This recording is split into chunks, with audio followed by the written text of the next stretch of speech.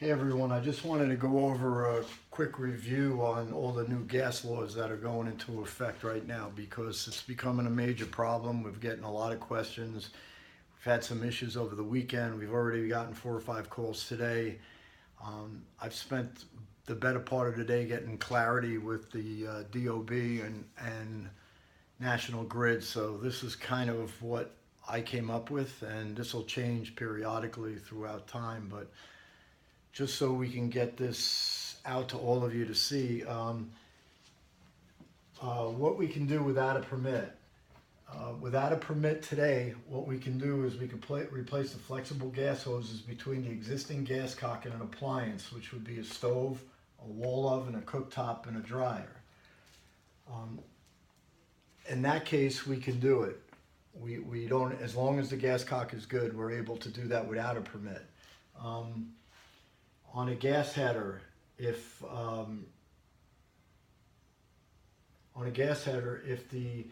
locked by National Grid or Con Ed, if they lock the header and you see on the warning tag that they locked it because there's a leak on a gas header only, not the house distribution, but a gas header only, between the existing house service cock and the existing gas meter cock only, and we don't disturb the house distribution pipe, then we can replace the header and just call up National Grid or Con Ed and they'll turn the gas back on. Again, it's as long as we don't touch the outlet side of the gas meter, and that's really important. If we replace a gas cock to an appliance, that you need a permit. And I'm not going to fool around. In years past, it was done without. If somebody asks you to move a line 12 inches, you need a permit if the gas cock has to be disturbed. Okay, if there's a union on a line and you need to replace it with a right and left, you need to pull a permit. Okay, and I'll get to that further down the road. Say the utility locks the meter for a leak on the gas house distribution pipe, you have to file an LAA plumbing permit. You cannot pressure test the gas lines anymore without filing either an emergency work notice or an LAA plumbing permit. So there's no more, we're not testing any gas lines. I don't care what anybody tells you, we're not testing any gas lines unless we do a work notice or an LAA. It's not going to happen anymore.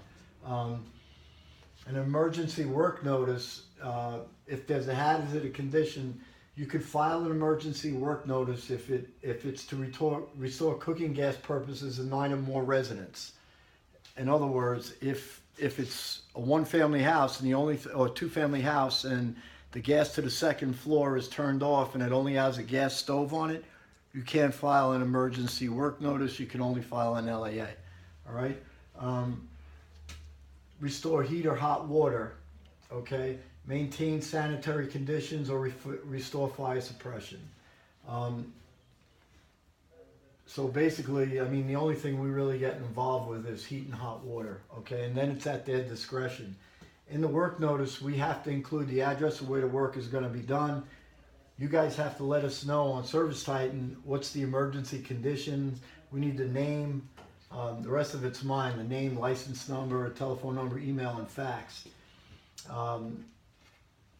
The way a work notice works, so you have to tell your customer is, we pull the notice, we send it through a fax or email. Once they approve it, they're going to send us an ID number. That allows us to do the work, to start the work and finish the work. We also have to guarantee that within 5 business days, we're going to file an LAA. And it has to be approved within 60 days, which is all subject to whether there's legal or illegal appliances or equipment on the premise. All right, so that's how that all works. Again, they're going to issue an ID number, and then we can do any of the work that we have to do. Okay. If the house distribution pipe is what they're getting locked for, if a smell on a gas line going to a stove, a boiler, or they see a union on a line, then you need to pull a plumbing repair slip, which is an LAA. There are times that, depending on if it's just for the stove, we wouldn't need it, but we might there's times when we have to have an asbestos permit. Okay, it's called an ACP 5. Generally, the asbestos permit is when the gas line is going to a boiler or a water heater. Then they're going to ask us to have an asbestos permit. And we don't have any say in this, it's what they do. Once the permit is issued, we can either make the necessary repairs if National Grid or Con Ed identified the leak. But you also have to let the owner know the following. I mean, after we repair, you need a pressure test on the entire line. So we could repair or replace the union with a right and left, or National Grid identified this elbow is leaking. We can repair that, but after we do the repair, we have to put a pressure test on the line at 3 pounds for half an hour. If that pressure test doesn't hold, okay, then the line has to be replaced, or you got to find a leak. 9 out of 10 times the whole line has to be replaced. Okay. Now, if you notice that pipes are painted, the law is, I don't care what the homeowner says, I don't care what anybody tells you, you need a 100-pound test. All right, a 100-pound test for an hour on the gas line if the lines are painted. Always stress that the hold on a second, I just got to fix this up. Always stress that the entire gas line that is in violation has to be tested, because they're gonna give you a hard time about that. Why isn't it just the piece that you fixed? Why isn't it just this piece? The entire load has to be tested. If there's a stove on the second floor or whatever it may be, the boiler, the water heater, the dryer, everything has to be tested. Example, if you replace only a gas cock, the entire line from the meter to whatever is connected to that gas line has to be tested. If you remove a union which is in violation and install a right and left, the entire line has to be tested all the time. There is no ifs, ands, or buts of that. Once the work is complete and test holds, we have to then make an appointment with the Department of Buildings, have a plumbing inspector come and witness the test. They're eliminating self-certification within the next month or two, so you no longer will be able to self-certify gas work. There has to be an inspection with a DOB witness. All right. Once the inspection is witnessed, the inspector puts it into inspection ready. That's a portal with the DOB, and then and only then that we request gas authorization. The gas cannot be turned on by the utility until gas authorization is issued by the DOB. So they can't come out. They're linked to the DOB. National Grid and Con Ed is linked to the DOB, so they have to know that gas authorization has been issued. Key points: always identify the number of meters on the header, the size of the meters, the location of the meters, whether in the basement or the cellar. Always take pictures of everything, including the outside of the building, in case we have a problem identifying floors. Because sometimes it's confusing between the cellar and the basement and the first floor, which throws everything off. We just had that on a recent job, and the permit was wrong. Which meter or meters are locked? Sometimes they'll only lock one meter and keep one meter on. So the only thing that's part of the gas permit is going to be the locked meter. We don't have to do the other ones if they're open. It's only whatever National Grid locked. All right? Always know what's connected to that locked meter in question. Sometimes it might be, if there's 5 meters, it might be just a second floor meter that only has a stove. Generally, if it's a house meter or the owner's meter, you're going to have, it could have a boiler connected to it, a water heater, a gas dryer, a gas barbecue, a gas light, an outside gas light, a gas fireplace.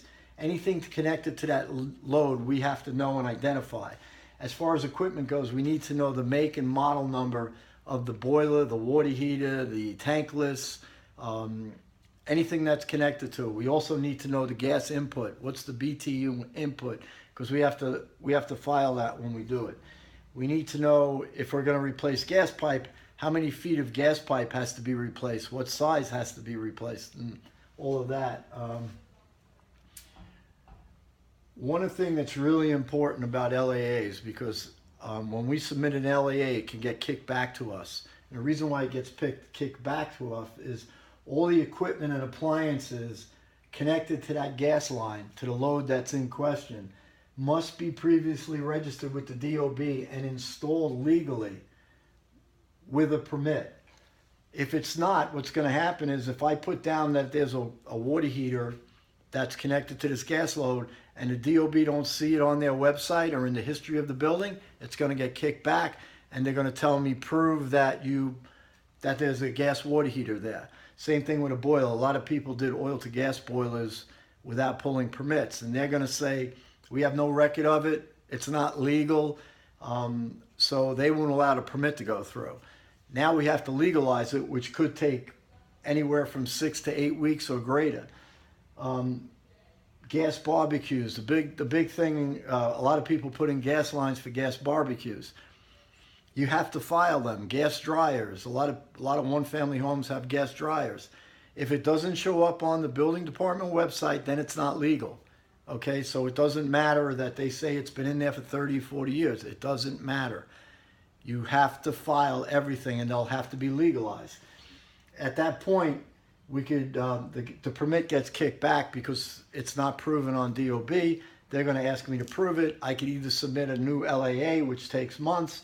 If they want to do it quicker, they could have an engineer, or I could have them get an engineer, draw a plan, submit it for approval. That's the quickest way to do it, but it's very, very expensive.